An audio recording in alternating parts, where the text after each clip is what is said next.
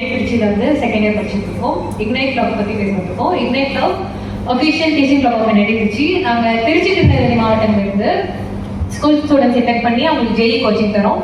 Through out 1 year coaching இருக்கும். நாங்கள் different ஏரியாஸுக்கு போயிட்டு ஸ்டூடெண்ட்ஸ் அவங்களுக்கு எக்ஸாம் வச்சு வீட்டு இன்டெக்டம் அதை வச்சுட்டு எங்களோட ஸ்கெடியூலுக்கு ஏற்ற மாதிரியும் ஸ்டூடெண்ட்ஸ் ஆஃப்டர் ஸ்கூலுக்கு முடிச்சுட்டு ஆன்லைன் கிளாஸஸில் கண்டக்ட் பண்ணுவோம்.